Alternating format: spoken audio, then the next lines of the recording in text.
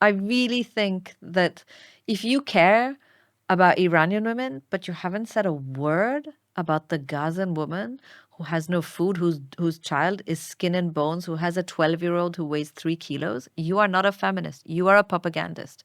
You are working at the service of something that has nothing to do about women.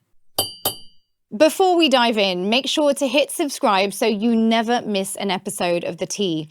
If you want to support the show and help shape future episodes, join our Patreon community. Think of it as the resistance. Plus, if you're in our top tier, you'll get access to ad-free episodes. The link's in our bio. Today, I'm speaking with a woman who knows political violence all too well. Fatima Bhutto comes from one of Pakistan's most influential and turbulent political families. Her grandfather, former Prime Minister Zulfikar Ali Bhutto, was executed after a military coup. Her own father was killed when she was just 14, and her aunt, former Prime Minister Benazir Bhutto, was assassinated. Here in the UK, 70% of people say they're worried about the rise of political violence. Europol's 2025 report highlights ongoing extremism threats across Europe and across the Atlantic. A recent poll found that 3 in 10 Americans believe violence may be necessary to get the country back on track after the murder of far-right activist Charlie Kirk.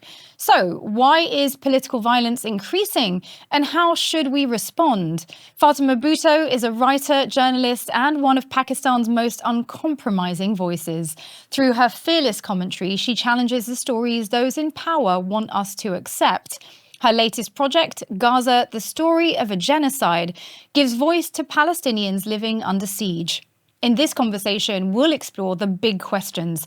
Why is political violence increasingly normalized? How has mainstream media's role in covering Israel's genocide eroded trust in democracy's fourth pillar? And what does the unraveling of the post-World War II order mean for global justice today? Fatima, welcome to the show. Thank you for being here. Thank you for having me. So I wanted to desperately talk to you at this time because I think of all people, you're someone who obviously has profound insights into one of the most disturbing aspects of our current juncture. And of course, that is the normalization of political violence. How has being born into a family affected by that shaped you as a person and how you see the world? Well, it's great to be here. So thank you for having me, Thanks, Myriam. But I would say that political violence is a topic that I'm glad we're talking about finally, because the violence of the state has always been there. The violence of the state is unquestioned. It has, you have no recourse against it. And frankly, in my experience, you have no justice. And we see this in Pakistan. We've seen this across Asia. We've seen it in the West. And now we're talking about it everywhere. And I think we have too long focused on the violence by non-state actors, as though it is the violence people are experiencing in their daily lives. It's just simply not. The violence the majority of the people in the world are living through is state violence. And, nowhere is that more clear than what's happening in Gaza. And tell me a little bit about, having lived through, a rise in political violence in our lifetime, right? I think that the fact that we have seen these assassination attempts on Trump, regardless of what people may feel about political opponents, I think hopefully we can all agree, or maybe we don't anymore, and that's the point, that we shouldn't be trying to shoot people dead for having different opinions. And we're now seeing that becoming more normalized. We're seeing, calls to violence against people that we disagree with becoming more normalized. Is there anything from your own life experience that helps you better understand kind of how have we got to this stage, and, what should we be looking out for in terms of any breaks we should be putting to what feels almost like this inevitable drive towards more and more violence and retaliatory violence? Well, when I was growing up, I obviously had grown up with a father who lost his own father and brother to violent deaths. My father was a young man when Pakistan was subjected to a military coup by a CIA-backed dictator, General Zia-ul-Haq. So I grew up with this idea that this was a pervasive violence, that the state was unaccountable for its violence, and it could strike whenever it wanted. But after my father was killed in front of our home. And several of his comrades were killed and left to bleed to death on a main road. The police, after the fact, arrested the survivors and any witnesses. But the police themselves who fired the shot were promoted again and again and again and again to federal positions in Pakistan. And what I can tell you from that experience is that what happened to me wasn't unique. I was not the only person who lost a parent to violent deaths. I was not the only person who faced a state that you could not seek justice from. Even in Pakistan growing up, I knew many people. And this is shocking to say, many people. But I did know many people who lost parents that way, who lost brothers that way. And when I was in my 20s, I wrote a book about my father and his assassination. And I went out on, many tours with this book. And I met more and more people from South America, from Africa, from places all over the world who had similar experiences. And anyone who fights power, I think, is vulnerable. Why do we feel like this is happening more and more now? I think because we live in a time where we might have suspected it, but now we have ample evidence that there is no such thing as justice. There is no such thing as international justice. All those institutions that you thought would protect you from terrifying possibilities of violence, it turns out protect the perpetrators. So I'd like to push on that. When you say you thought would protect you, do you think that that's a mythology that's specific to white Westerners? Because I don't think that, African migrants to Europe ever thought that, our courts or our international system were going to protect them. And I suspect that many people in what we call the global South living under dictatorships also never thought that. So is it that basically, is this just another example of white people waking up to something that has been normalized for other communities for a long time? Or is there something specific about this juncture? I don't know if it's only white people waking up to this, because I think part of the mythology that was imposed on the global South and a lot of us was that we didn't have access to that kind of accountability and justice and institutions, but the West did. So your country didn't have courts that could protect you. Your country had police that attacked you. Your country had politicians that silenced you. But over there, they didn't. Over there, they had systems that worked, and they had democracies, and they had rule of law and press freedom and all that. So I think all of us are waking up to the fact that it's an enormous lie. I mean, it's just a manufactured fantasy, and none of it's real. I don't think anyone in the global South is sitting there thinking that they can go to the UN for representation or for justice or for recourse. But I think we had a kind of romance that this idea was a real idea and it existed somewhere in the world. And it turns out it doesn't anywhere. So I'm really grappling with this personally, right? Because I grew up with a mythology that my grandparents inculcated. I'm half French. My grandparents told us about, when the Nazis invaded France, and they as children had to flee to the countryside, and the brave men and women took to the hills and formed these essentially guerrilla groups to protect our communities and fight back against the fascists. And I was taught in school through my entire education that the post-Second World War edifice of international law and human rights was forged in the bloods of millions of people, and that it had to be protected at all costs. And so when you say, these frameworks existed, I think that they were always obviously imperfect. We know that, International Criminal Court, for example, these courts tended to be places where we would see African dictators convicted rather than, Tony Blair, to put things frankly. But there was still a sense that we were all subscribing to a shared framework of conflict resolution, of common rules around humanity. Was all of that pure artifice?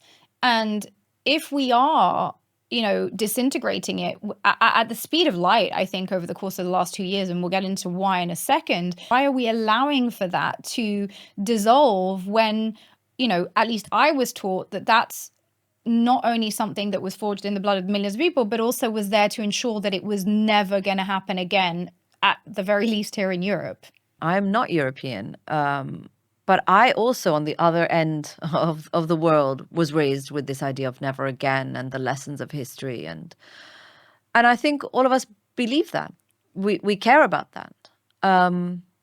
But governments didn't seem to matter when it was happening in Bosnia. There was no never again when it was Bosnians. There was no never again in Rwanda. There was no never again in any issue you want to think about. But to go back to the criminal court, we know as well that now the prosecutors of the criminal court were threatened by members of European governments and were told that you exist for African dictators, not for us.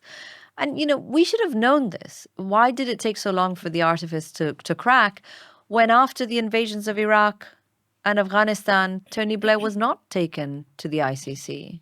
Why was George Bush not taken to the ICC?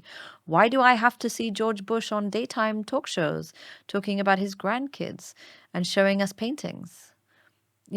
Why is he not put before a court and asked to explain why he lied, why 1 million people ended up being a casualty of his lies?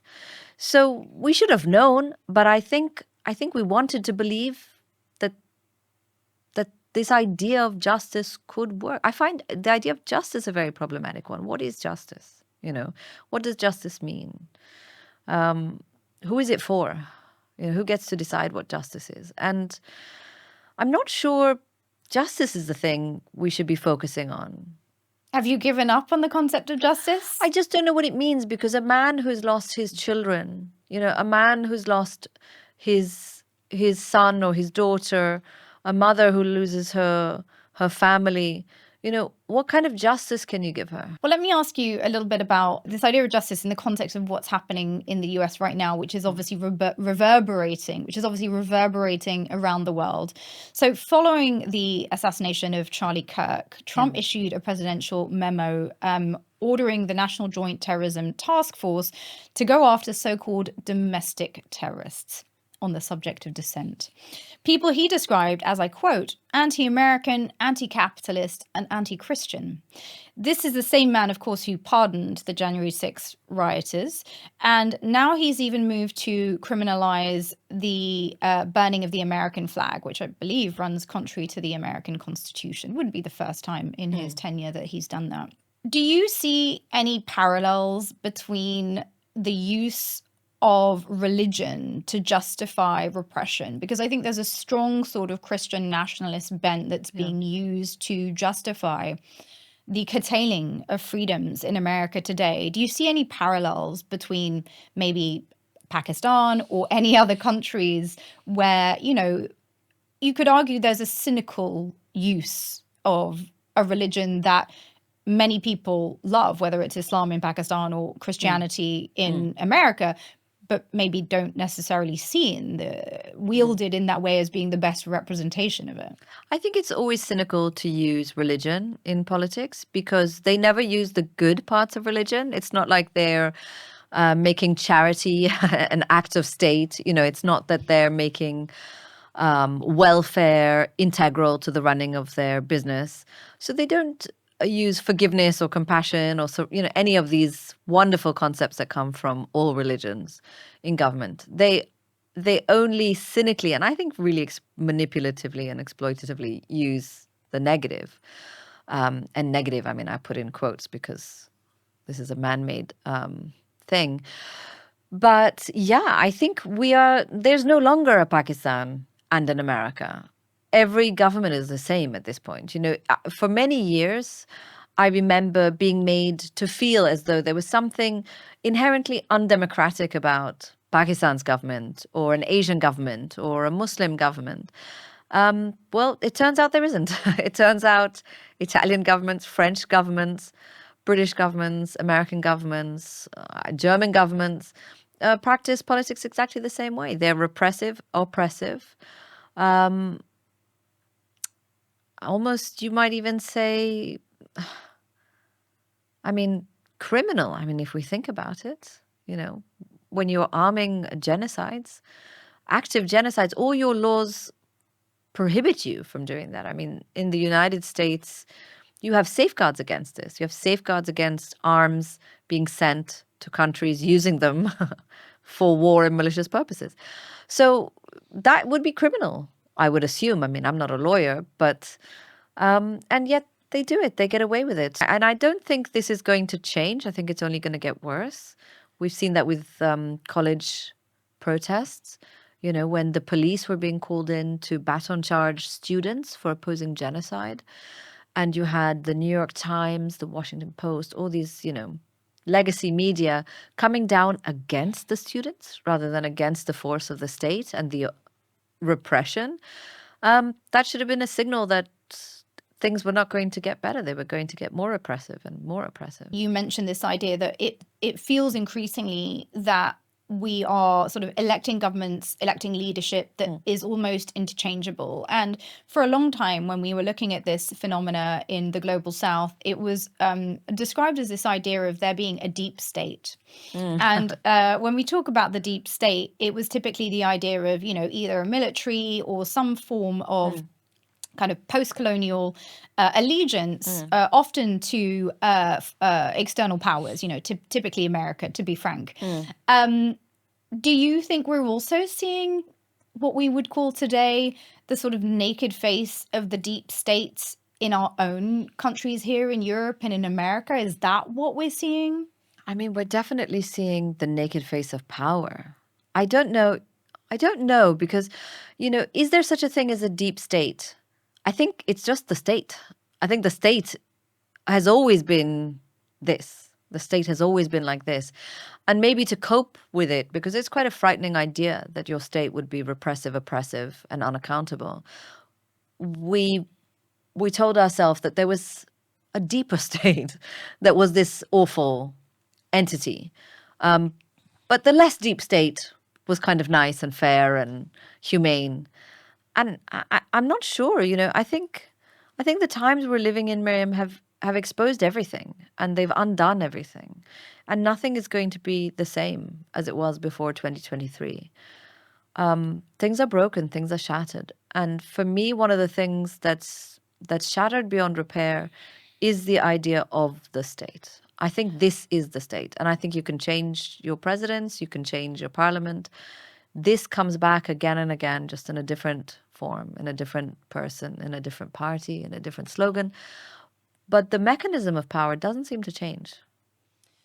So I'll push back a little bit on that, because I do think that there was a time, certainly, where it felt that there was something called a political opponent. There was political opposition. There were people who believed that there were markedly different directions that society ought to be going in now. But it increasingly feels that the forms of leadership that we're observing are interchangeable on one hand. And I suppose most critically is I think that we're now also seeing increasingly naked forms of repression of dissent. And that's something I want to ask you about when it comes to, what we're seeing in countries that have previously been sort of very proud, the US, the First Amendment, this idea that you can basically say anything, horrific things through the protection of the First Amendment. And Americans tended to be very proud of this Constitution and what it was protecting. And even that today is under threat. President Trump threatened and punished hundreds of political opponents. And he also, of course, has attacked the press. He's defunding public broadcasting. And, we've also seen former Pakistani President Imran Khan. He's now facing numerous legal charges that, many would say are politically motivated. What risks do you see, whether in Pakistan, America, or here, when political opposition is delegitimized, when dissent is framed as a threat to the nation? Yeah. I mean, I would agree with you, Myriam, that there was a time when people had different politics and presented alternatives to perhaps the established version of doing things. And I think there were absolutely leaders with great vision and ideas and ideology. They were just all murdered, if we're looking at countries like ours in the global south. But if we're looking at the West, I don't really know, because even if we talk about the Labour Party, it was Tony Blair that led the Iraq War. Well, that was New Labour, right? That was New Labour, but, it was still supposed to be Yes. not the Conservatives, not Reform, not some of the greatest crimes of our time have been perpetrated by supposedly left of center parties. If we look at the States, in the States, I don't think there's any difference between left or right. To me, there is no difference between a Democrat and a Republican. And people will say, oh, how can you, blah, blah, blah. But look at the facts, because Trump won, had people up in arms over ICE and deportations. And then Biden comes in and they continued the funding to ICE. They increased funding to ICE. They didn't decrease it. Trump 1 was attacked for attacks on Roe v. Wade and women's reproductive rights. And Biden comes in, and again, you've got 4 years to codify Roe v. Wade. Did they? No, they didn't do anything.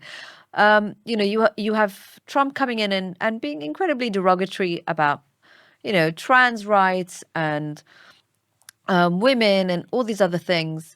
Or even here, the conservatives. And then you get Keir Starmer, who has exactly the same opinion. I mean, how are they different? Obama, launched more drone strikes against Pakistan and Afghanistan than George Bush did. In his first term, he outdid George W.'s 2 terms. So in America, I don't think there's anything that separates left and right. I mean, look at Bernie Sanders. He got a public thank you from AIPAC.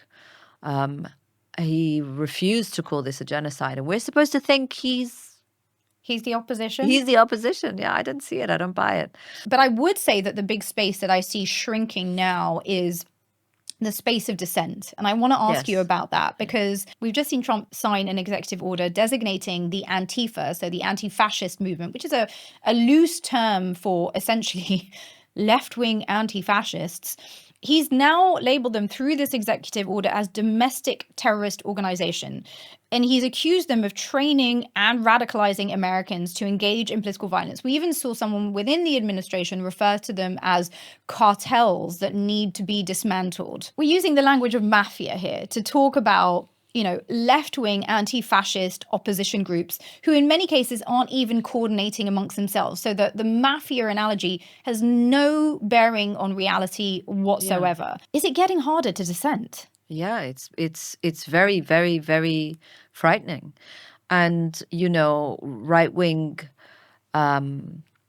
ideologues, have this whole thing about cancel culture and, free speech. And I don't hear them saying anything about the fact that we are very we're in a very dangerous moment. You cannot say certain things. You cannot wear certain things. Soon you will not be able to march or gather in groups. And this is only going to get worse. I mean, we were all university students once. I was in college in America when the second Intifada began. And I went to protests and I wore keffiyehs and I held signs. And students who are doing the same thing as I did have gotten expelled. They've lost their college degrees. They're losing job opportunities. And we've seen the really frightening way in which the state can repress its people, but corporations will support them. Big money will support them. In New York, we saw that some of the city's richest men were advising universities like Columbia, like the NYPD, on how to deal with college protests. Who asked them? Why are businessmen involved in this? Why are businessmen involved in this? It's a wonderful question. Why are they? I mean, why is Jared Kushner making statements? He's not a member of Congress. He's not a senator. He's not a member of the Trump administration. As far as I can tell, he has no government designation. What is he doing making speeches on behalf of America? I have a friend who's in Washington right now who texted me yesterday saying Jared Kushner talks as if he owns Palestine. Yeah, I mean, let's not get into what Jared Kushner says because we will be here all day. But what right does Jared Kushner have to say anything? But isn't this exactly what we're saying when we talk about the rapid deterioration in, at the very least, the facade, the framework of democracy, Yeah. which, you know, at the very least, you know, presented the notion of choice, presented the notion that even beyond that choice, there's a space to dissent. Now, Yeah. that space of dissent has been shrinking for a long time, and it's been Yeah. under attack for a very long time. But increasingly, it feels as though it's not just shrinking, it's rapidly evaporating. Yeah. Based on your own life experiences, both based on, you know, how easy it is for people to protest in other parts of the world. You've lived in Syria, you've obviously lived in Pakistan. Like, you know, how far off are we in the West from a space in which, you know, it won't really actually be possible to protest? I think you're pretty close to that. As far as I can tell from the statements of home ministers and the like, you're not very far off from it. It turns out in places like the UK, if you're a far-right, anti-immigration, anti-Muslim sort of person, you can gather and you can protest and you can march and you can scream all kinds of insults and abuse and you'll be fine. But why is that happening? I think we see a really, really massive gulf between people and power. And I think people have woken up to a lot of the fantasies and myths, as you called them, that we have absorbed and believed in and participated in. And when you have woken up to the fact that your government doesn't actually need you to vote for them, you can't actually tell your MP what matters to you. Your MP is not working on what his constituents want. Your prime minister is not doing what the majority of his population wants. You have no actual power when you're coming out every week, every other week in hundreds of thousands. Your protests are not stopping government from business as usual. This is quite a terrifying moment. And I think as people wake up to the fact that they're not represented by power, the government is going to do everything it can to impose its power on people. And I really do worry. I'm not optimistic about what's coming. I don't want to be pessimistic, but I think the coming years, decades are going to be very dark and very frightening. Do you think that there is enough of a recognition by the majority of people in our context here, where there is, you know, the last dying gasps of freedom, of just how quickly we are descending into the kind of state where you cannot dissent, you cannot oppose the government, you cannot protest without risking your livelihood, your freedom, or possibly even your life? I don't think so. I don't think people are aware. If you look back to the climate activists and the incredibly harsh sentences they got, I think that should have been our first warning sign. Why are people who are protesting the absolutely criminal desecration of our planet by corporations, why were they given such tough sentences? You know, why were the oil companies or, you know, the people failing to meet their obligations not given any sort of rap on the hand or, you know, legal warnings? They weren't. But climate activists were treated as though they were, terrorists. That should have been the first warning. What they're doing now to people dissenting on genocide, they're going to do to trans activists, they're going to do to climate activists, they're going to do to everyone. It's coming for everyone. And I don't think people realize that. And so is that an extent to which what we see as the Palestine movement is actually about something much bigger than Palestine? What is the Palestine movement, to your mind, actually about? Palestine connects everything. I think Palestine has lit a fire in the hearts of so many million people around the world because they understand that Palestine is a template, essentially, for what our governments are going to do to everyone else. If our governments, if elected democracies in the Western world, who have always upheld themselves as the purveyors of freedom, and enlightenment and progress, if they can arm a genocide, and I mean actively arm, I don't mean, actively arm, if they can protect a man wanted for war crimes by the International Court and get away with it, what makes you think it's not going to happen here? What makes you think it's not going to happen? And when I say it, I mean schools being bombed. I mean hospitals being bombed. I mean people being picked up in the middle of the night, families destroyed, schools targeted. That's going to happen everywhere. That's going to happen to all of us. If Trump can call people who are anti-capitalist now radicals, what does that mean? This is an incredibly dangerous moment, and people who are marching, those of us who are invested in Palestine, are invested in it because we see ourselves as connected. And how do you see yourself as being connected to the Palestine issue? I was a child growing up in Syria, and I remember my first memory of it is I remember my father used to watch the news. He used to listen to the news and he used to watch the news. And I remember watching something with him on television, and it was, a boy my age throwing a stone and a tank, a behemoth of a tank fighting that little boy. I remember Israeli soldiers shooting children my age when I was 5 years old, 6 years old. And I'm 43 now, and I'm still watching Israeli soldiers shoot children. If we talk about the absence of justice, if we talk about violence as a politics, that's Israel. That's what's happening to Palestine. And it's always been something that mattered to me, I think, because I understood Palestine as being something that's in all of us and that means something to all of us, not just as Muslims, but as human beings. If a people can be dispossessed of their home, of their land, of their country, if a people can be arrested, if children can be jailed, it can be done anywhere. It can be done anywhere. If mothers can be made to give birth, have cesarean operations without anesthesia, if hospitals can be bombed in Palestine, it can be done anywhere. So for me, Palestine is the world. If you're enjoying the show, why not join our Patreon community? The Tea is more than just a YouTube show. It's a space to foster meaningful change together. By becoming a member, you're supporting that mission. And if you join our top tier, you'll get exclusive ad-free episodes too. So join us now, link in our bio. And it is being done in many places. We were just talking about political repression there. As you know, Imran Khan is a very popular figure here in the UK.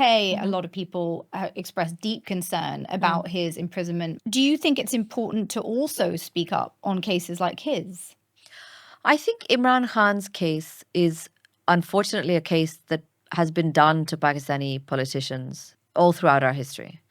And I don't think anything new is being done to Imran Khan that was not done to every other politician that defied the state before him.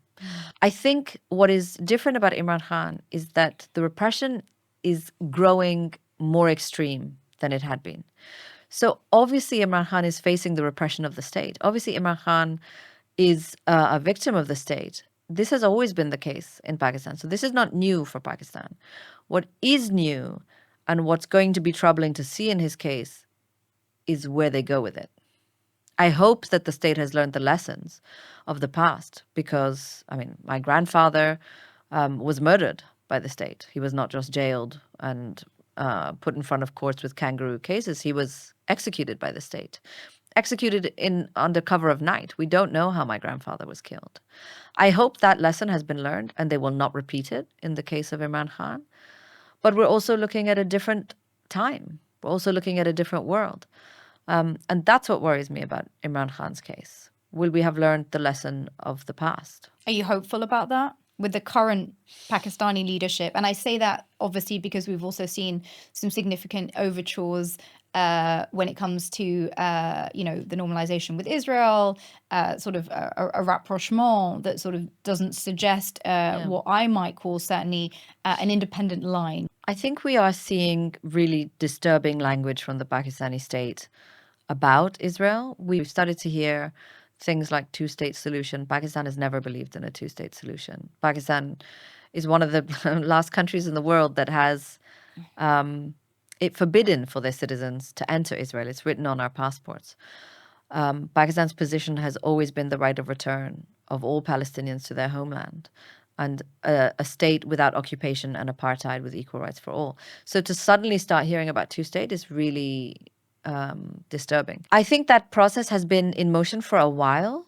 I don't think it's new, unfortunately. You know, we heard during General Musharraf's dictatorship conversation about Israel. They've never managed to do it. And I think if they try to impose this on the Pakistani people, they will not be forgiven for it. But I'm never hopeful about governments. I'm never hopeful about power. And the only thing I am hopeful in is people. But do you connect the two at all? Because some people might say that the political repression of, political opponents, people who are trying to maybe steer Pakistan, whether you agree on their political line or not, in a different direction, which they think of as in, the interest of their people, that line, the repression of those people, whether Imran Khan or anybody else, how do you see the connection, if at all, between that and the sort of direction that we're seeing the state take in international politics? Because you could argue, and some make the case, that these governments are not and have never been in service to their people. They are there for other functions, and that actually the imprisonment of political opponents is always a symptom of something much deeper at that level. I mean, I have always been very clear that I am not a voter of Imran Khan's. I don't support his party, and I've been incredibly critical of him and his party. Imran Khan, when he was in power, also jailed his opponents. He also cracked down on the internet. He also cracked down on what people were allowed to say on things like Twitter. So Imran Khan was no better on this level. There were horrific violence, acts of terrorism and violence during his tenure that he was, kind of not concerned with. You had a massacre of Hazaras when Imran Khan was prime minister. And Hazaras are, again, an ethnic minority who are hunted down and killed because they are an ethnic minority. And these Hazaras in Balochistan were waiting for the prime minister of the state to come and mourn with them, to assure them of safety, of justice. And he was meeting TikTokers at the time. So, I'm not a fan of Imran Khan. Yes. But I think what it asks us is to think very deeply and thoughtfully about politics. Imran Khan had the support of Pakistan's military when he came into power, and before that. His party manifesto called for an increase to the military budget, which is insane because they already take the lion's share of the budget. And we have to ask ourselves, did that support save him? No. Did it protect him? No. Did it protect his party? No, it didn't. So, working with that state may get you power, but it doesn't prohibit it from removing you from power and from depriving you of your liberty and your voice and plenty of other things. So we have to think about power differently. I mean, if we want to change the state of power wherever we are, I don't think we can afford to be expedient about using that power either. And I mean, this is, of course, the eternal dilemma of anyone who enters politics, which is, how do you negotiate with the pre-existing frameworks that you enter into? And I think that's true here, like it is there. Yeah. And I'm wondering where you stand on, at a time where polarization in our societies is so profound, on this question of, oftentimes people will lean into things like the military or force as a way to not have to deal with the need for allegiances or alliances across societal lines. And so I want to give you an example from my own personal life that raised this in a very profound way for me, far from kind of formal politics. I was watching a video on Instagram recently of a man whose house was raided in the middle of the night over a tweet. This is in the UK. Okay. And it was not clear from the video what the tweet was about. And And in the video, the police officer is sort of saying to the gentleman who's being arrested, you know, just come out quietly and it won't disturb the neighbors and we won't make a fuss. And of course, a lot of the comments were saying this is exactly how fascism operates, right? They come for you in the dead of night. Let's not disturb the neighbors. And so I was feeling one way about the video. And then I found out what he'd tweeted. Oh. And then I found out he tweeted some profoundly Islamophobic stuff that was, you know, arguably inciting violence against Muslims. And I had to sit with myself, Fatima. I really did. I had to sit with myself and I had to think, am I only prepared to stand up for this man's rights if I believe that he's tweeting about Palestine or whatever else? And am I prepared to stand for him when he's tweeting something that I profoundly disagree with, that harms people I care about, that harms my community? Am I still there for his freedom in that moment? Where do you stand on that question at this time? Because the people we oppose are often not just extreme in their ideas, they're often quite extreme in what they want to impose. I think that it's a question of hate crime, you know. That for me is the freedom of expression debate. Is I am absolutely behind your right to say what you want, provided it's not hate speech. You know, I don't think opposing genocide is hate speech, but I think saying, let's go attack some people of this religion because I hate them is hate speech. I think when you're saying stop the genocide, you're not calling for violence. You're saying no to violence. What if you say death to the IDF? What if you say, you know, I want a one-state solution from the river to the sea? What if you say, what if you burn the Israeli flag, which incidentally in America now is prohibited under precisely the laws you're referring to? But again, I think, you know, the river to the sea is not a call for violence. It's not a call for violence at all. When you're saying one state should have equal rights for all, an end to occupation and an end to apartheid, where's the violence in that? You're asking for liberation. You're asking for the freedom, but the freedom of everybody. Israel currently is a supremacist state for one group of people and no one else. So I don't see from the river to the sea at all as calling for violence. And I think when it comes to things like Islamophobia, you know, I always wonder, why is it Islamophobia? Like, why phobia? Like, as though it's like being afraid of spiders or dogs or, you know, something silly. It's not. It's hate, you know. The Muslims are subject to an incredible barrage of hate and abuse and dehumanization.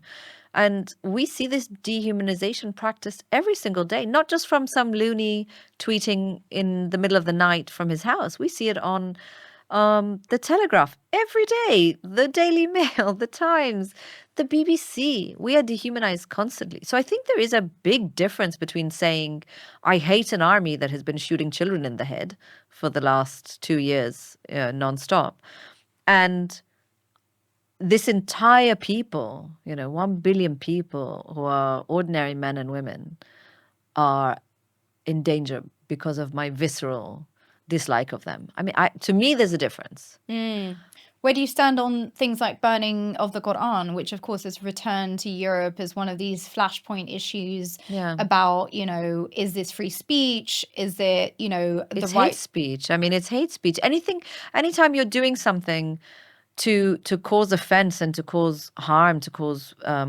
pain to somebody, that's hateful. Why would you burn something that people hold dear in their hearts, that they believe in? But people could say that about the Israeli flag. They could. I wouldn't be one of them. I wouldn't be one of them. But I think there's a difference, Myriam, between a flag, which is invented in our modern history, you know, and is put together by a bunch of people in a room who say, let's use blue and white and green and red, and a book that people respect and live their lives by. You know, I think they're very different things. You know, nation states are arbitrary things, and they're new, and their flags are new. You know, if you burn the flag of my country, does it wound my country in any way? No, the flag's 77 years old, 78 years old. But if you say that the beliefs that I and a billion other people cherish in our hearts and love and respect, if you abuse those, does it hurt? Sure, the same way it does if you abuse me or my family or, you know, people I love and care for. It would hurt. I think, you know, where it gets complicated and where I genuinely also don't fully know where I stand, it's a bit like when I was watching the video, is that obviously some people could reply to that and say, well, I don't see it as a holy book. So for me, I'm just burning something that is a symbol of ideas that I hate. And of course, I think we have to leave room for the idea that people are allowed to really hate ideas.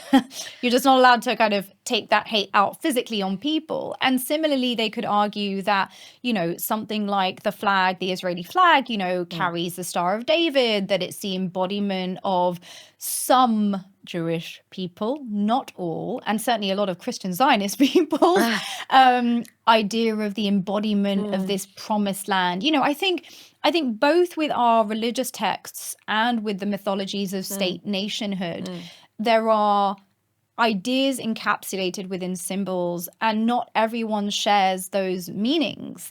And so how do we negotiate that in a pluralistic society where somebody is allowed not to share the sacrality of the Quran to me or to you?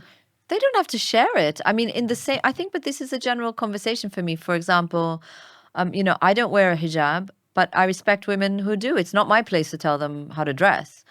You know, if you're queer, you know, and you wish to identify in a certain way, I am not queer. I don't identify in that way, but I'm very happy for you to do what makes you feel comfortable and what is sacred and meaningful and makes you feel seen and safe. You know, it's a question that for me as a French Muslim came up obviously a lot over the course of my lifetime. Many people will remember the Charlie Hebdo situation, which for me, both as a journalist and as a Muslim and as a French person, like had many different facets of me kind of tied up in knots. Because on one hand, by the way, I'm a big believer in political satire. I absolutely relish that space for us, particularly in repressive environments. Like the more we can mock power and remove the veneer.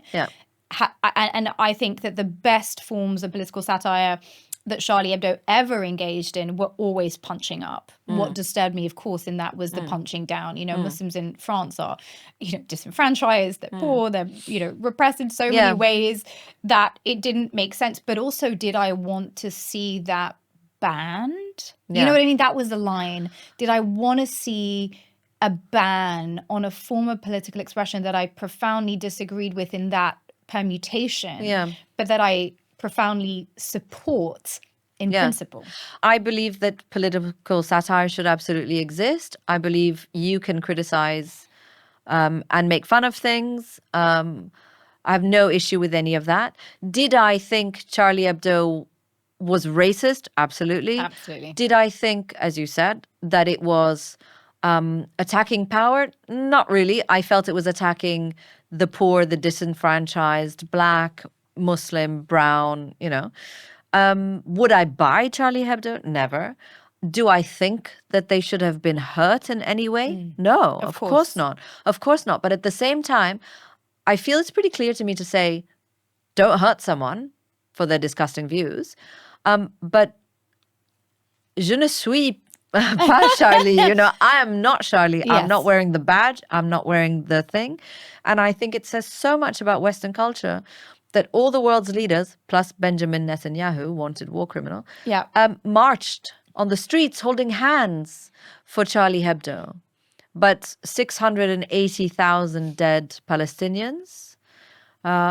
Nope. Yeah, and incidentally, Marine Le Pen, whose own father is a Holocaust denier. And we have to be very clear that that's a party which, although rebranded very effectively, continues to harbor within its supporters profoundly racist and anti-Semitic people. Let me ask you about this reaching over the divide, because obviously the divide feels like a gulf today for me in society. You know, it's I think we are increasingly siloed. We're among often people that we, you know, either agree with on loads or with people where we're just like, you are the enemy. And I don't know how we move through this period. I genuinely don't. Back in 2017, former President Barack Obama said we can't just operate in our own bubbles and that democracy depends on our willingness to listen even to those we disagree with. And then you may have seen that just in the last few days, he's posted a video warning about authoritarianism in an American context. Do you agree with this idea that we need to be reaching over the divide? Do we need to be trying to find common ground with a Charlie Kirk? Do we need to be finding a way to dialogue with the Trump, the MAGA camp? You know, do we need to be able to recognize the validity of the concerns of people who marched through the streets of the UK just recently in the United Kingdom march, you know, in support of a far right movement? We have to organize communities. We have to organize our community. I'm talking again here of politics. There's no one that represents us, right? Like people who feel whatever it is that we feel in whatever country we're in, let's say. Then it behooves us to come together and to organize to feel safer, to feel represented, to feel that we have some recourse. And I do think people are doing this. I think when people are marching in their hundreds of thousands, they are organizing, and they're organizing in a way that to me is very beautiful. You know, it's not just about power. It's not just about we want this, so give it to us. But it's also about some kind of healing. It's about some kind of community. It's about a communion, even. And I think that's what we have to do. People whose politics center on our dehumanization are not going to make us safer. And they're not going to give us tools to feel more represented. So we have to make those. But so what are the tools of resistance then? Because I want to ask you this in the context of if the political institutions are no longer spaces in which we can organize formal political power, former political pushback, then it remains to society, it remains to culture. And you've written a lot about culture. Does culture have a role at this time in resisting what we're seeing? Of course. And further than that, how can we expect culture to be the bulwark, the resistance, the means through which we resist when we are facing violent people? We're not facing people who battle us at the level of ideas. We're facing people who kidnap 15-year-olds off the street and deport them. We're facing people who will imprison you for, one of my friends was arrested on Saturday for calling someone a coconut. She's an Asian woman calling somebody else who's Asian a coconut. This is where we at. Like, how can culture possibly resist this moment? Culture is not going to save us. I mean, so it's not that we should turn all our attention to culture as some means of protection. Certainly not. The only thing that's going to save us is us, And I think culture is a part of organizing. Culture is a part of the dissemination of ideas. Culture is a part of envisioning the future we want, the dignity we aspire to share in our community.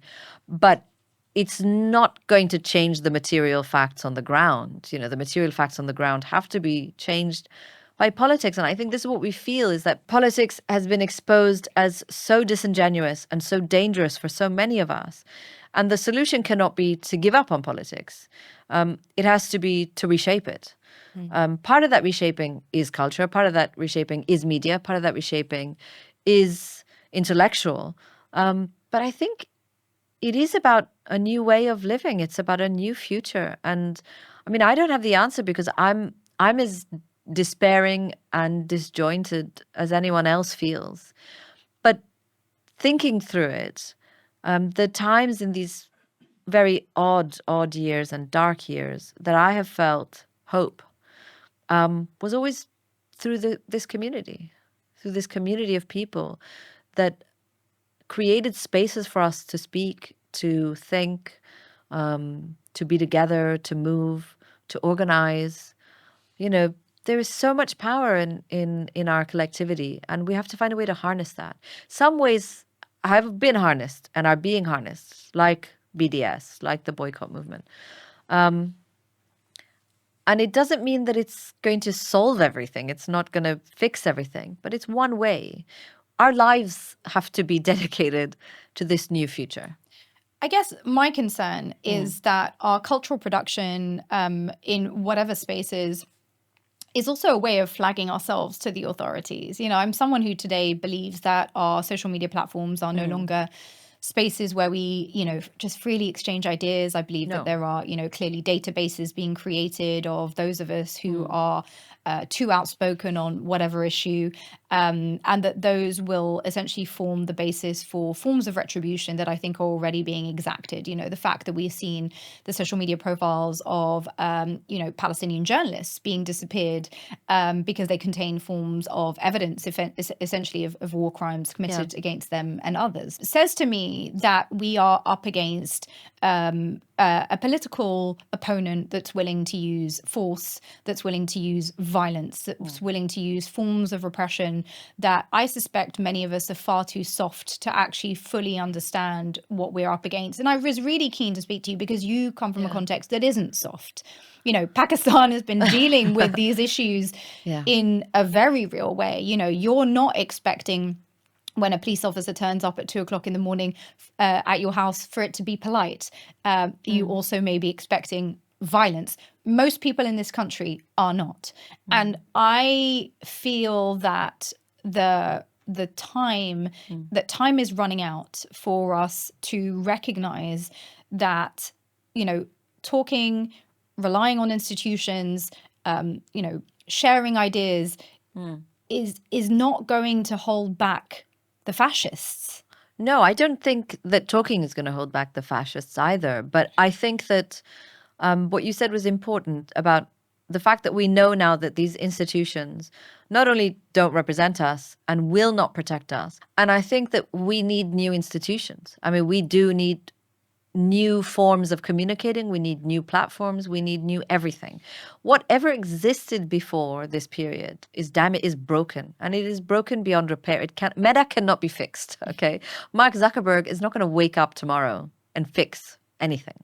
They're going to get worse, as you said, and I think you're very correct in the fact that it's coming rapidly, right? But we have to also, I think, take some strength in the fact that I don't think we're a minority. I really do think we're a majority. I think something has shifted in the world around us. And we don't yet know what that is, and we don't know what to call it, and we don't have a name, and we don't have a leader, and we don't have all this stuff. But all of us are feeling it. And we have to, in whatever way we can, in whatever way we're able to, we have to be part of building something new. Meta is soon going to be a place, as you said, where we're being surveilled, where whatever we say is going to be used against us. And so what's our option? I think a new platform. Is there no one in this enormous group of people with the ability, skill, resources, technology, and understanding to put this together? I would add one more quality to that list, and that is the courage of course. To create a platform that will come under fire for being the space for resistance. And I'll be honest with you, Fatima, my concern is that the rich people, they don't have the courage. I'll be honest with you, I've been around you lot for a hot minute, and you lot have no balls. No, I have to be frank about this. There's people who are much more attached to the dunya and to, you know, the life of this world and their material well-being than they are to actually freedom. And I would say that the exodus to the Emirates, the Dubai dream, where we're constantly sold this idea that it's like, oh, it's the safest place on earth, unless you cross power, unless you set a foot wrong, unless you do a deal with the wrong person. And then it's actually one of the least safe places in the world. And how many of our brethren have traded not just their freedom, but our freedom for the wealth and the tax-free billionaire dream of the Emirates. We are seeing this in real time. And so the people in many ways at this juncture that have the leverage are not don't have the speaking courage. up, don't have the courage. I would 100% agree with you. I have no notes on that. They don't have the courage. But we only need one or two. It takes, I think what we have seen absolutely is the people who are paying the price are the people who have no protection anywhere. And the people who have everything at their disposal are absolute chickens. They have absolutely no guts to say even one thing, let alone do anything. But I still have this faith that together we can do something. Again, there's an incredibly wonderful thing about this internet age, which is that we found new ways to connect and we found new ways to organize quietly. And I mean this creatively. Do you remember that Trump protest when the K-poppers basically organized to buy up all the tickets for that stadium that he was going to do one of his re-election tours on? And they were like, wow, we're selling out so fast. No one knew it was happening. Yeah. It was all K-poppers, So I do love millennials and, this new generation because they're genius, and that's why they mock them. That's why they're so cruel about them in the press, and go on about them being woke. They're actually really smart and they know how to get around the system creatively. Of course. I've got hope in that. I mean, look, I have, I've always expressed a lot of love on this show and beyond for the TikTok generation because I learn a ton from Gen Z. Yeah, I'm a big and fan. I also think that they have understood well that water always finds a way around rock. That there is no version of nature or what I would regard as the divine rules show us that you can't block water. Yeah. You can't block a torrent. Like eventually, even if it's a drip, drip, drip, drip, drip, eventually the water pushes through. But I do think that we are about to come up against an immense sacrifice that will be required. I think, it's the sacrifices that are being made right now, we're not the ones paying. And absolutely. I just want to share one thing from Gaza, the story of a genocide. Sonia Falero and I, who co-edited the book and commissioned all the pieces, were put in touch with a woman called Noor al-Yaqoubi, who was in North Gaza at the time. And she was a young mother, and we were put in touch with her. She's a writer, a translator, and she was also a new mother. And someone said, you should ask Noor to write for you about hunger. And here was Sonia and I, on the other side of this exchange, women older than Noor, but, also young mothers and, writers. And we dealt with Noor. We spoke to her. We talked about the book. She came back with an essay that is just searing. And it's not an intellectual argument. It's not you and me talking about something that we find abhorrent.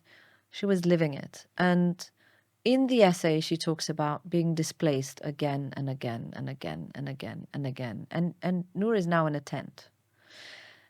She talks about having a baby, her child, her young child, and worrying how she's going to feed her baby. She doesn't have to eat, but how does she feed the baby? And she talks about having to wean, how to stop nursing her baby, which is something she really wanted to do, but she can't do because she just no longer is able to feed her child.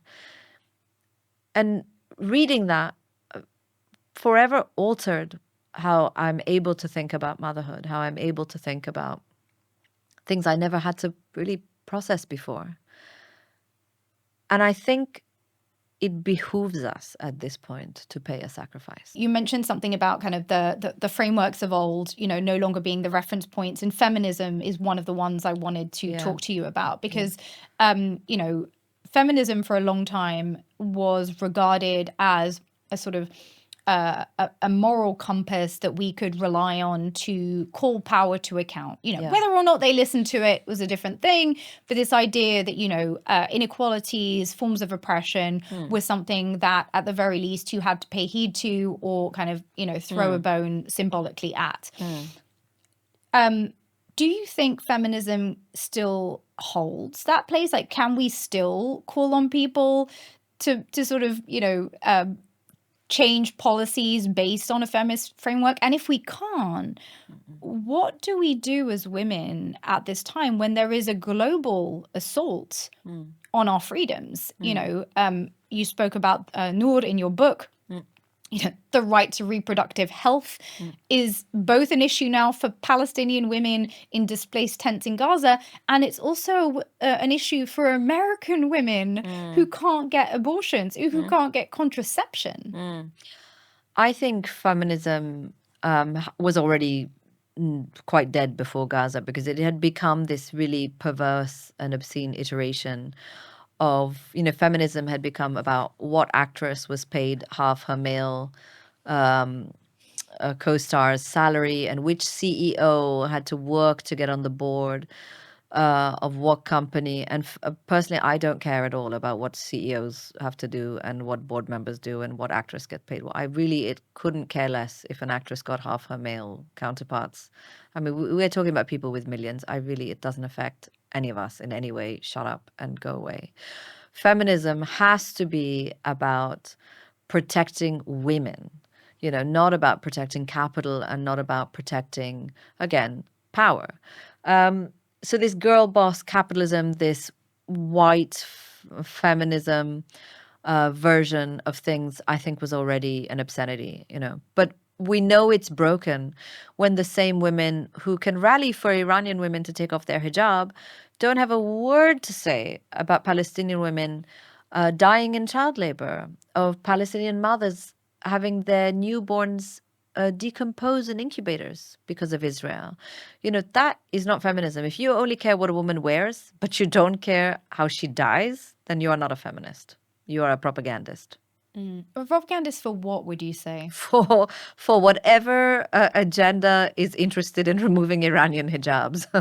You know, I really think that if you care about Iranian women, but you haven't said a word about the Gazan woman who has no food, whose child is skin and bones, who has a 12-year-old who weighs 3 kilos, you are not a feminist. You are a propagandist. You are working at the service of something that has nothing to do about women. You know, whether a woman wears a skirt or a veil is up to that woman. I'm very happy to talk about veils, but not at the silence of what's happening to women in Palestine. And let's not just talk about women. Let's also talk about the Palestinian men who are, you know, you can call them political prisoners if you want, but they're not prisoners. You know, they're held without charge. You know, they are kept for decades without charge. They are raped in Israeli custody and captivity. They are abused. They are starved. They are psychologically tormented. You know, so let's not just talk about women here. But again, this is one of the things that has to be remade. You know, what is feminism going to mean in 2025? Because it really cannot be about salaries. It's not about salaries anymore, unfortunately. You wrote about a UN Commission of Inquiry report detailing systematic sexual violence against Palestinian women. Can you share a little bit about that report? And I'm asking you to share about this, knowing it's extremely sensitive. So, you know, warning for people that it's going to be sensitive what we discuss. But I'm asking you to do so because of how little coverage that report received. I think it's important to say that Israel has systematically and historically always practiced this kind of sexual violence against Palestinian women. So this is not something that began 2 years ago. But a report was released last year that detailed some of that. And it's pervasive. It's a matter of policy. It's not one errant Israeli soldier. It's the entire outfit. And it ranges from sexually abusing women who are in Israeli captivity, to women trying to pass through Israeli checkpoints. And, you know, when a woman cannot pass through a checkpoint because she's afraid that she's going to be violated, it means she can't go to school. It means she can't go to work. It means she cannot be united with her family. And, you know, those checkpoints are cages. They're not places where the woman can turn to someone and say, could you help me? Do you see what he's doing? We're talking also about women who, when the Israeli forces raid their homes, will abuse them in front of their families, banking on shame, They will photograph them as blackmail. And it's a really horrific report, and it got absolutely no coverage anywhere. It How didn't. do you explain that? Again, where you're not reading a newspaper, you're reading propaganda. If we're talking about facts, those are facts.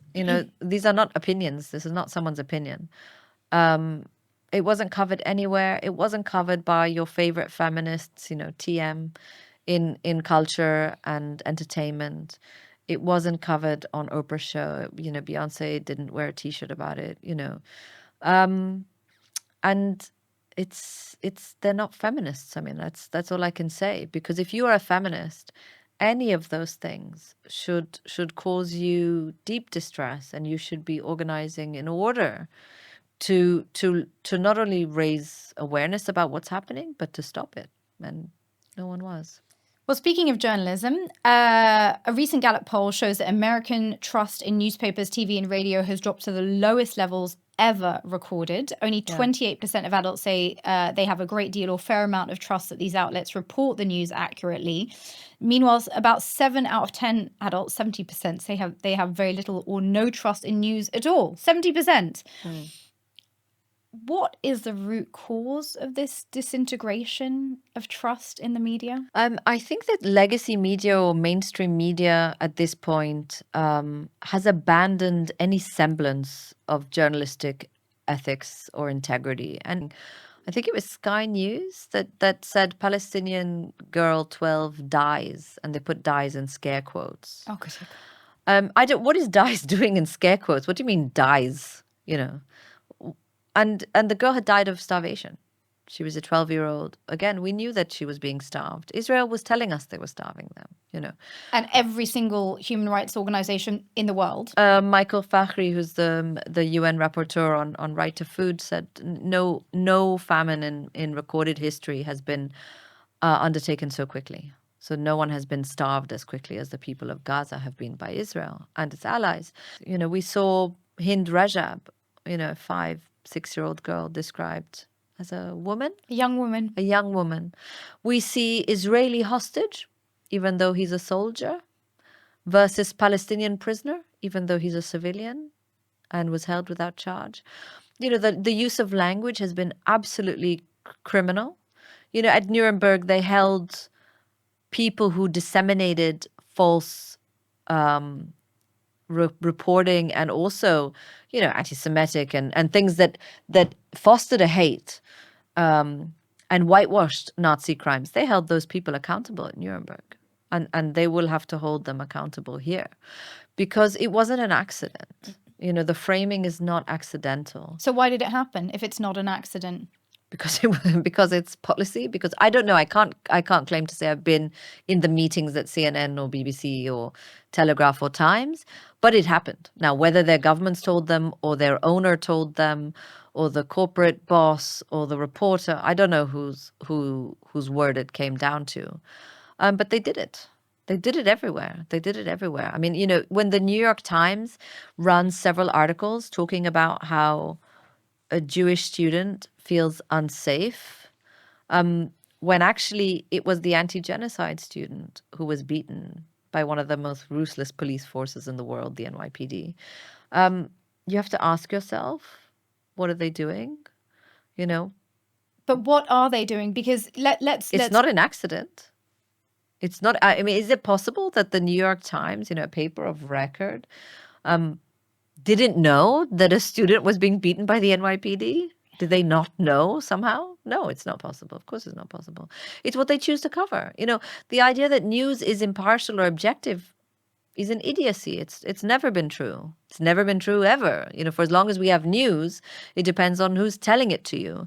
But I think we liked to think that there was some parity, that if you say a Ukrainian hospital was bombed, you can then say Gazan hospital was bombed. You don't have to say Gazan hospital struck as militants. I mean, you don't have to.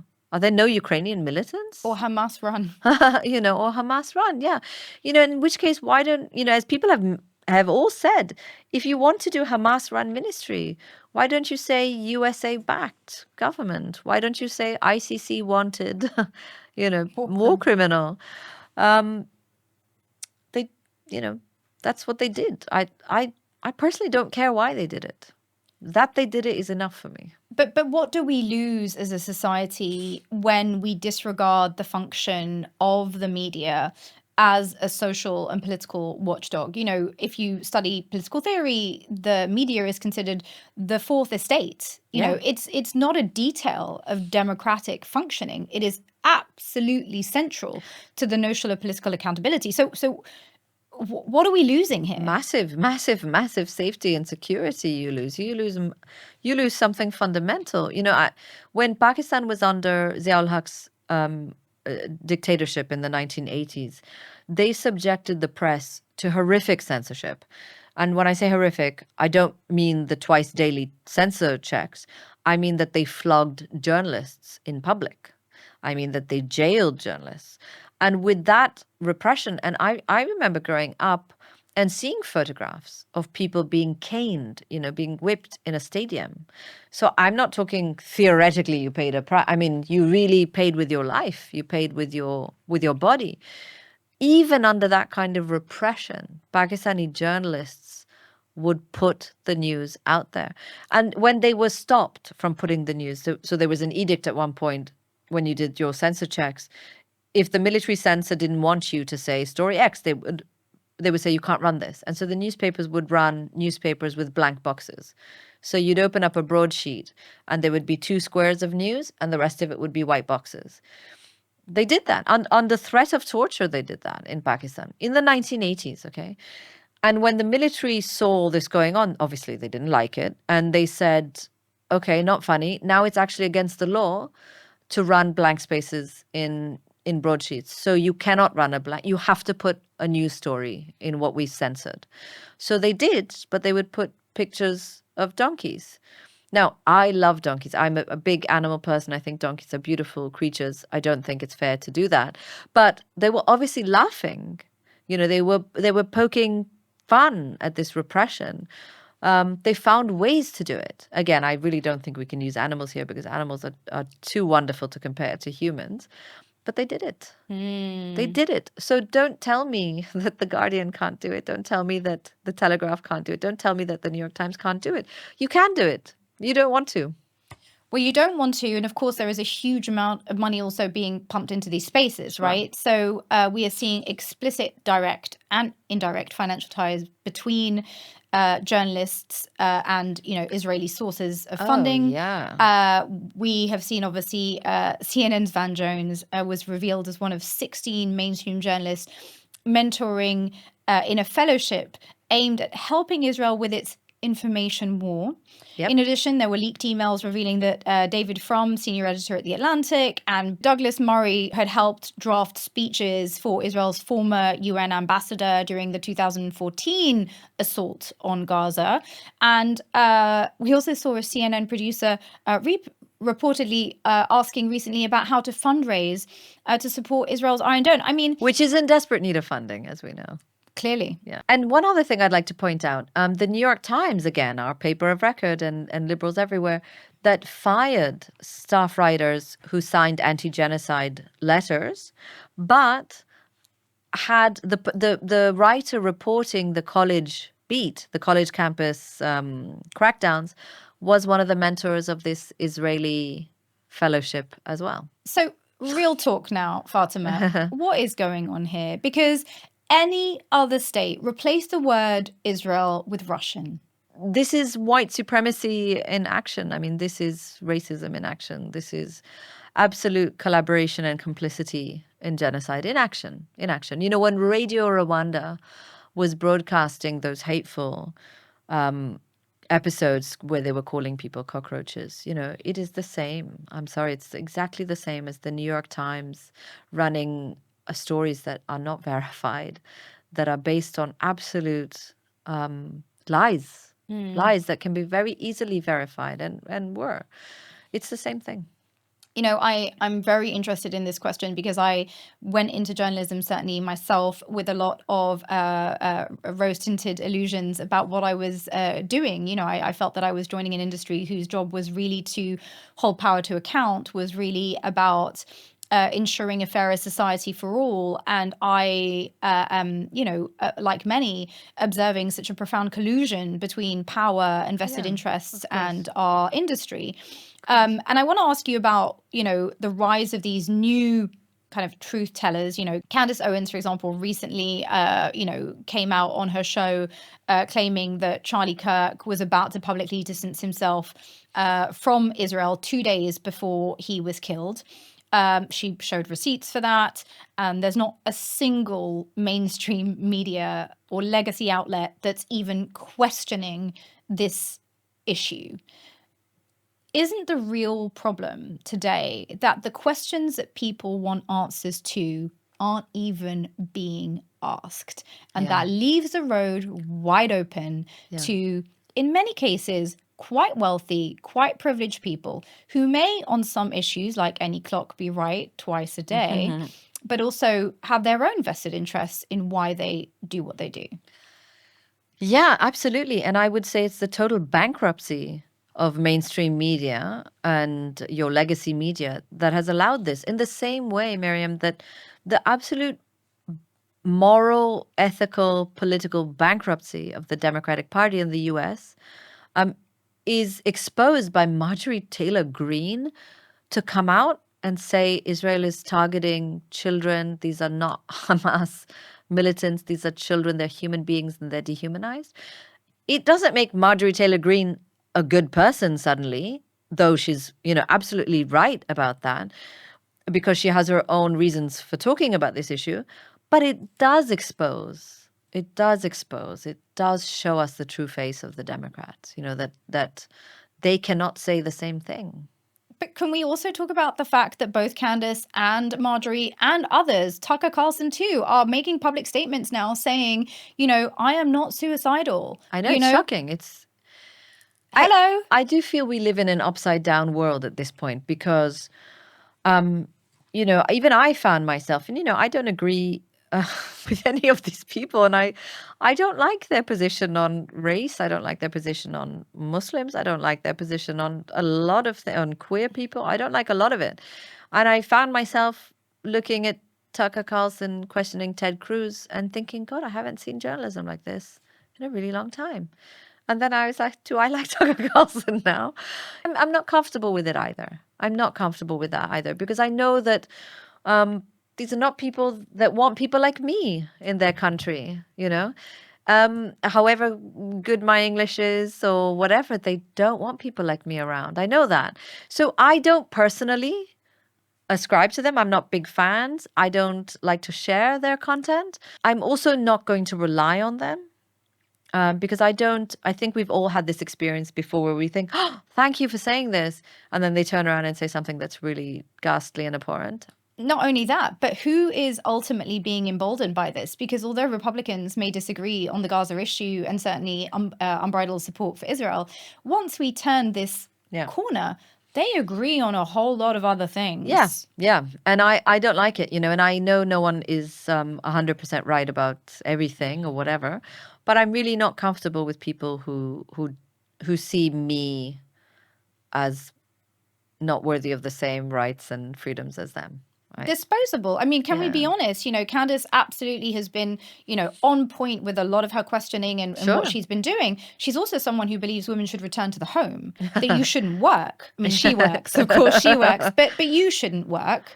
And you should, be in service to your husband, etc., etc. She has anti-abortion adverts throughout her programming. Like, can we be real about who we are emboldening when we say, oh, thank God that we have people speaking out on Gaza? These people are not going to save us. The minute this corner is turned, mark my words, we will be confronted with a absolute unanimity from those same people, with people they opposed on Israel and on those issues. And can I just add, there are also people who are Muslim or who are Asian or whatever, who are despicable in their opinions, who are right about something once in a while, I don't want them either. I don't want to agree with them either, you know. I just think you can't be a human being today and not be disgusted and horrified and against Israel's Holocaust. So yeah, I think it's the bare minimum. So yeah, but it also poses fundamental questions around values. So those same people will have empathy, apparently, for women and children and civilians in Gaza, but you don't have empathy for immigrant women in cages. You don't have Sure. empathy for women who are yeah. pregnant with children they can't afford and are looking for solutions to a life that they never asked for. You don't have empathy for a teenage girl who's been raped and wants to have an abortion. So you don't really No, I'm just, you know, the empathy thing. I'm wondering where I'm this is coming uncomfortable. from. Yeah, I need to know I'm uncomfortable because with it. I'm not seeing dots that connect us back to something that is a shared framework of reference. And I do see these people being emboldened to the extent that they will be the thought leaders of tomorrow. And Gaza is a moment. It is not forever. Thank God for the Palestinians. But we will live forever, at least in our lifetime, with the people whose platforms have been elevated during this period. For what? You want a medal because you called out the genocide? No, that's what I mean. It's the bare minimum. Everyone should be calling out the genocide. So I'm thankful and appreciative of everyone who does that. But I do think everyone should be doing that. So yeah. No awards for that, awards, you know. However, awards if you can be coherent on your position with regards to that. Looking forward to seeing that from Candice and others. Yeah. Let me ask you about this notion that Palestine has been the litmus test. Yeah. We've heard this term before. What has Palestine been a litmus test of? Palestine to me is not just about Palestine. Palestine is the world. Palestine is showing us what can be done, not just to them, but to every single one of us. They're showing us what can be done to climate activists, what can be done to women, what can be done to hospitals, what can be done to teachers, what can be done to journalists, what can be done to everyone, children, everyone, you know. And I think the template that they are using on the Palestine movement, they will use on the trans movement, on the climate movement, on the anti-capitalist movement, on the women's rights movement, on the reproductive, on everything. It's a template. And when they see that it works and they can get away with it here, they will just copy paste it for everyone else. So for me, Palestine is all of us. It really is all of us. And you know, I remember thinking this and saying this quite early on. If you don't care about Palestine, fine. You don't have to.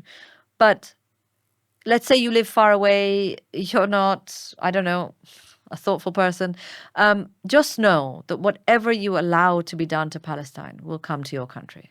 It will come to your country. It's not today, but tomorrow. And tomorrow is a long period, you know. And if you care about Ukraine, you know, explain to me how you cannot care that hospitals are being bombed. If you care about Ukraine, how can you not care about the fact that journalists are being targeted? How can you not care about the fact that schools that are housing refugees are being targeted? So, you know, Palestine is the most important issue of our time. Nothing else is as important. Nothing. Fatima Bhutto, thank you so much for talking with me today. Thank you. If this episode hit the spot, don't just keep it to yourself. Hit subscribe, share it with your circle, and drop your take in the comments below. We want to hear from you. To stay in the loop with all our conversations, subscribe on YouTube and follow us on Instagram and TikTok. The links are in our bio. And why not join us on Patreon? Patreon members get ad-free episodes, exclusive content, and a front seat role in charting our next stories. Remember, independent journalism doesn't come free. Your support keeps us honest, uncensored, and fearless. Until next time, keep questioning, keep learning, and keep the conversation flowing in the comments below. Thanks for tuning into The Tea. If this episode resonated with you, drop a comment and share it with someone who needs to hear it. And why not dive into these other episodes that we think you'll love? Let's keep the conversation going.